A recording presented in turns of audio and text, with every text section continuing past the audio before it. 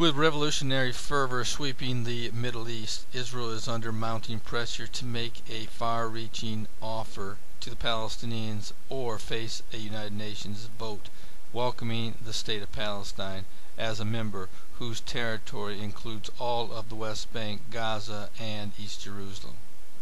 The Palestinian Authority has been steadfastly building support for such a resolution in September, a move that could place Israel into a diplomatic vice. Israel would be occupying land belonging to a fellow United Nations member, land it has controlled and settled for more than 4 decades, and some of which it expects to keep in any two-state solution. We are facing a diplomatic political tsunami that the majority of the public is unaware of and that will peak in September, said Ehud Barak, Israel's defense minister, at a conference in Tel Aviv last month. It is a very dangerous situation, one that requires action.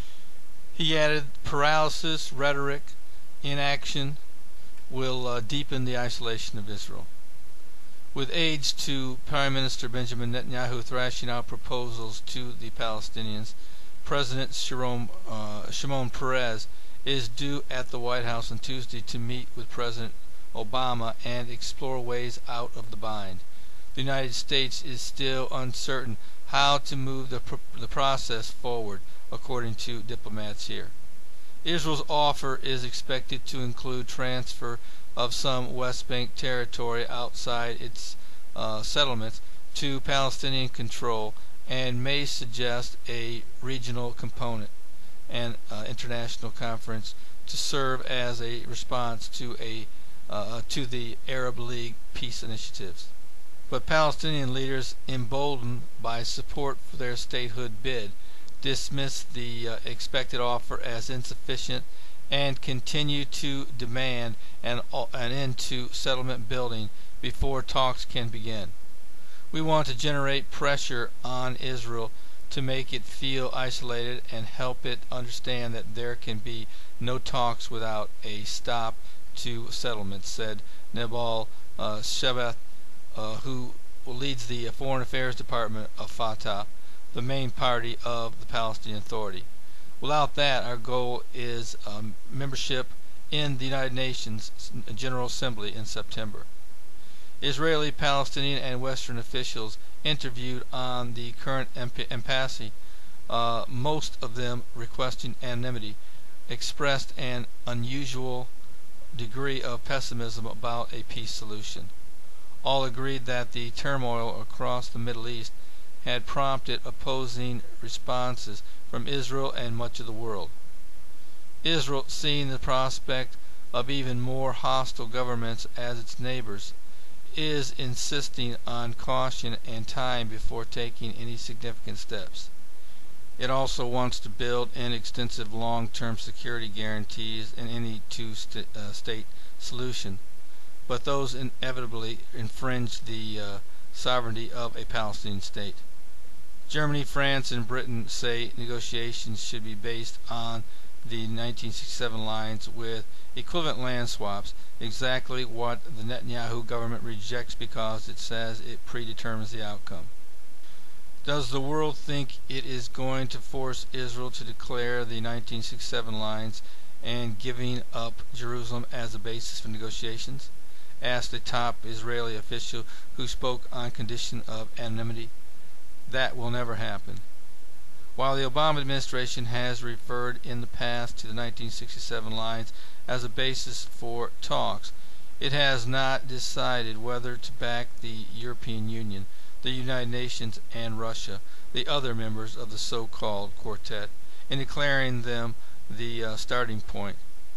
Diplomats said. The quartet meets on April 15th in Berlin.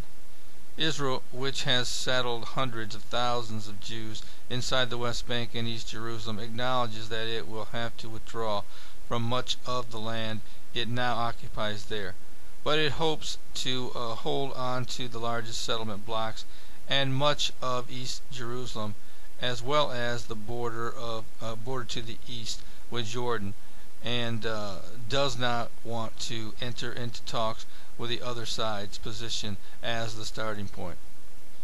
Efforts are still underway to restart peace talks, but if, as expected, negotiations do not resume come September, the Palestinian Authority seems set to go ahead with plans to ask the General Assembly to accept it as a member. Diplomats involved in this issue say most countries, more than 100, are expected to vote yes, meaning it will pass. It should be stated that there are no vetoes in the General Assembly, so the United States cannot save Israel as it often has in the Security Council. Frankly, I don't believe the United States is going to save Israel come September anyway. Israel's in a very bad no-win situation that I believe will lead to a Palestinian state. Whether it will be in the year 2011, I don't know. But I believe that day is coming very quickly. All signs point to this taking place within the next 6 months. The one thing that stuck out to me in this article is that come September of this year, Israel will be declared living on land that the UN will consider illegal for them to possess. This is Terry Malone with the Calvary Prophecy Report.